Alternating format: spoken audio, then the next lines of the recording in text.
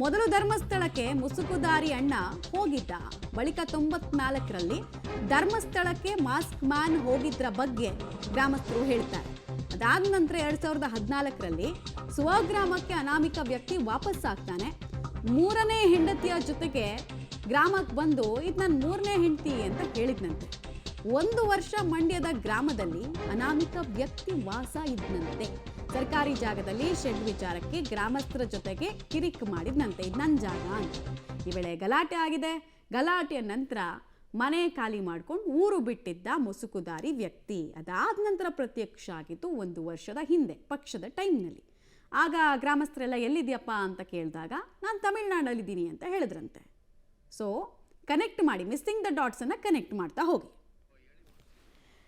Details ಕೊಡ್ತಾರೆ ರೋಹಿತ್.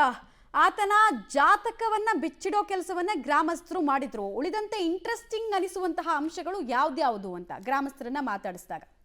ಮಮತಾ, ಮುಸುಕುದಾರಿ ಯಾರು, ಎಲ್ಲಿಯವನು ಅಂತೇಳಿ ಕೂಡ ಸಾಕಷ್ಟು ಪ್ರಶ್ನೆಗಳು ರಾಜ್ಯದ ಜನತೆಗೆ ಕಾಣ್ತಾ ಇತ್ತು. ಆ ನಿಟ್ಟಲ್ಲಿ ಅದನ್ನ ಬೆನ್ನತ್ತಿ ಹೋದಂತ ನಮಗೆ ಕಂಡಿದ್ದಂಥದ್ದು ಮಂಡ್ಯ ಜಿಲ್ಲೆಯ ಒಂದು ಗ್ರಾಮದವೇ ಇವತ್ತಿನ ಮೂಲ ಅಂತೇಳಿ ಕೂಡ ಇದೀಗ ಏನು ಬಯಲಾಗಿರುವಂಥದ್ದು. ನಾನಿದೀಗ ಅದೇ ಒಂದು ಗ್ರಾಮದಲ್ಲಿದ್ದೀನಿ.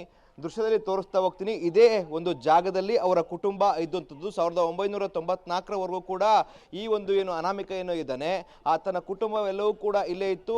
ಆತ 19ನೇ ವರ್ಷದವರೆಗೂ ಕೂಡ ಇಲ್ಲೇ ಇದ್ದ. ಚಿಕ್ಕ ವಯಸ್ಸಲ್ಲೇ ಕೂಡ ಆತನಿಗೆ ಮದುವೆ ಆಗ್ತದೆ. ಅದಾದ ನಂತರವಾಗಿ ಆತನ ಅಣ್ಣ ಮೊದಲನೇದಾಗಿ ಧರ್ಮಸ್ಥಳಕ್ಕೆ ಹೋಗುವಂಥದ್ದು. ಅದಾದ ನಂತರವಾಗಿ ಇಡೀ ಕುಟುಂಬ ಏನು ಧರ್ಮಸ್ಥಳಕ್ಕೆ ಹೋಗುತ್ತೆ. ದೃಶ್ಯದಲ್ಲಿ ತೋರಿಸ್ತಾ ಹೋಗ್ತೀನಿ. ಮತ್ತೊಂದು ದೃಶ್ಯದಲ್ಲಿ ಆತ ಓದಿದಂಥ ಶಾಲೆಯನ್ನು ಕೂಡ ಇಲ್ಲಿ ಗಮನಿಸ್ತಾ ಇದ್ದೀವಿ. ಸಾಕಷ್ಟು ಜನರು ಕೂಡ ಪ್ರಶ್ನೆ ಮಾಡ್ತಾರೆ. ಅಂದ್ರೆ ಯಾವುದೋ ಒಂದು ಗ್ರಾಮವನ್ನು ಹಿಡ್ಕೊಬಂದು ಇದೇ ಅನಾಮಿಕರ ಊರು ಅಂತೇಳಿ ಕೂಡ ಹೇಳುವಂಥ ಕೆಲಸಗಳಾಗ್ತದೆ.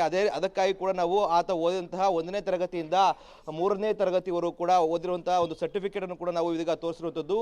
ಅದೇ ಒಂದು ಶಾಲೆಯಲ್ಲಿ ಕೂಡ ಈತ ತೋರಿಸ್ತಾ ಇರೋ ದೃಶ್ಯಾವಳಿಗಳನ್ನು ನೋಡ್ತಾ ಇದ್ದೀವಿ. ಇದೇ ಒಂದು ಶಾಲೆಯಲ್ಲಿ ಆತ 1ನೇ ತರಗತಿಯಿಂದ 3ನೇ ತರಗತಿವರೆಗೂ ಕೂಡ ಓದ್ತಾ ಇದ್ದ. ಇದೀಗ ಸುಮಾರು ಇಂಟ್ರೆಸ್ಟಿಂಗ್ ವಿಚಾರಗಳು ಇಲ್ಲಿಗೆ ಬೆಳಕಿಗೆ ಬರುವಂಥದ್ದು. 1994ರಲ್ಲಿ ಈತ ನೇರವಾಗಿ ಧರ್ಮಸ್ಥಳಕ್ಕೆ ಹೋಗ್ತಾನೆ. ಅಲ್ಲಿ ಒಂದಷ್ಟು ವರ್ಷಗಳ ಕಾಲ, ಅಂದರೆ ಸುಮಾರು ವರ್ಷಗಳ ಕಾಲ ಕೆಲಸ ಮಾಡುವಂಥದ್ದು. ಇದಾದ ನಂತರವಾಗಿ 2014ರಲ್ಲಿ ಮತ್ತೆ ಏನು ಮಂಡ್ಯದ ಈ ಒಂದು ಗ್ರಾಮಕ್ಕೆ ವಾಪಸ್ ಆಗುವಂಥದ್ದು. ಈ ಸಂದರ್ಭದಲ್ಲಿ ಗ್ರಾಮಸ್ಥರು ಕೇಳ್ತಾರೆ, ಯಾಕೆ ಧರ್ಮಸ್ಥಳದಿಂದ ವಾಪಸ್ ಬಂದೆ ಅಂತೇಳಿ ಕೂಡ. ಅಲ್ಲಿ ನಾನು ಕೆಲಸ ಬಿಟ್ಟಿದ್ದೀನಿ, ಈಗ ಅಲ್ಲಿರಲ್ಲ, ನಾನು ಈ ಊರಿನಲ್ಲೇ ಕೂಡ ಕೆಲಸ ಮುಂದುವರಿಸ್ತೀನಿ ಅಂತೇಳಿ ಕೂಡ ಹೇಳುವಂಥದ್ದು. ಇದಾದ ನಂತರವಾಗಿ ಈ ಒಂದು ಜಾಗ ಏನು ಮೊದಲನೇದಾಗಿ ತೋರಿಸ್ತೆ, ಆ ಒಂದು ಜಾಗದಲ್ಲಿ ಗ್ರಾಮಸ್ಥರೇ ಸಹ ಸ್ವತಃ ಒಂದು ಶೆಡ್ಗಳನ್ನು ಕೂಡ ಹಾಕೊಡ್ತಾರೆ. ಇಲ್ಲಿ ಒಂದಷ್ಟು ಸ್ವೀಪಿಂಗ್ ಕೆಲಸಗಳನ್ನು ಕೂಡ ಮಾಡುವಂಥ ಕೆಲಸಗಳು ಕೂಡ ಆಗುತ್ತೆ.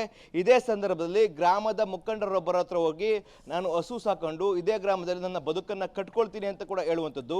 ಆ ಗ್ರಾಮಸ್ಥ ಈತನ ಮಾತನ್ನ ನಂಬಿ ಒಂದು ಖಾಸಗಿ ಬ್ಯಾಂಕ್ನಲ್ಲಿ 1.5 ಲಕ್ಷ ರೂಪಾಯಿಯನ್ನ ಸಾಲವನ್ನು ಕೊಡ್ತಾನೆ.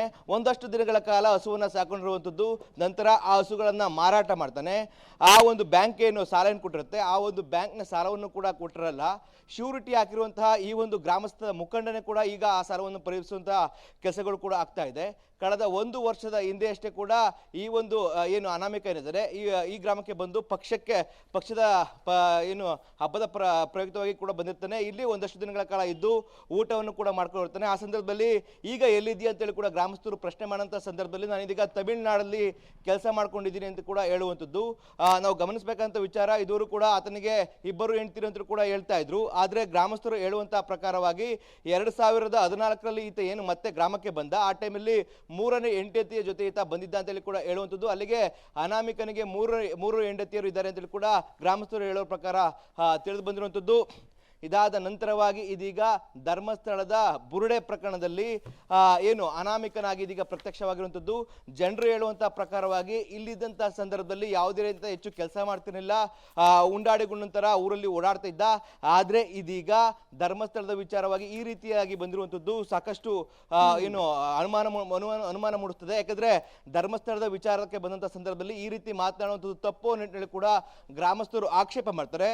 ಜೊತೆಗೆ ಇನ್ನೊಂದು ಇಂಟ್ರೆಸ್ಟಿಂಗ್ ವಿಚಾರ ಏನಂತ ಅಂದ್ರೆ, ಗ್ರಾಮಸ್ಥರು ಹೇಳುವಂತಹ ಪ್ರಕಾರವಾಗಿ ಇವರು ಇಡೀ ಕುಟುಂಬ ಏನು ಇವ್ರ ತಂದೆ ತಾಯಿ ಆಗ್ಬೋದು, ಮತ್ತೆ ಇವ್ರ ಅಣ್ಣ ತಮ್ಮಂದಿರು ಏನಿದ್ರು ಅವರೆಲ್ಲರೂ ಕೂಡ ಉತ್ತಮವಾಗಿ ಹಿನ್ನೆಲೆ ಉಳ್ಳಂತವರು, ಉತ್ತಮವಾಗಿ ಇಲ್ಲಿ ನಡವಳಿಕೆಯಿಂದ ಇದ್ರು. ಆದ್ರೆ ಈತ ಮಾತ್ರ ಅನುಮಾನ ಸ್ಥಿತಿಯಲ್ಲಿ ಇದ್ದ. ಇದೇ ರೀತಿಯಾಗಿ ಈಗ ಕೂಡ ಮಾತನಾಡ್ತಾ ಇದ್ದೀನಿ ಅಂತೇಳಿ ಕೂಡ ಹೇಳ್ತಾ ಇರುವಂತದ್ದು. ಮಮತಾ, ರೈಟ್, ಧನ್ಯವಾದ ರೋಹಿತ್. ತಮ್ಮೆಲ್ಲ ಮಾಹಿತಿಗಾಗಿ. ನೂರಾರು ಹೆಣ್ಣು ಮಕ್ಕಳಿಗೆ ಅನ್ಯಾಯ ಆಗಿದೆ, ಶವಗಳನ್ನು ಹೂತಿಟ್ಬಿಟ್ಟಿದ್ದೀನಿ, ಪಾಪ ಪ್ರಜ್ಞೆ ಕಾಡ್ತಾ ಇದೆ ಅಂತ ಹೇಳಿದ ವ್ಯಕ್ತಿಗೆ 3 ಮದುವೆ ಆಗಿತ್ತಂತೆ.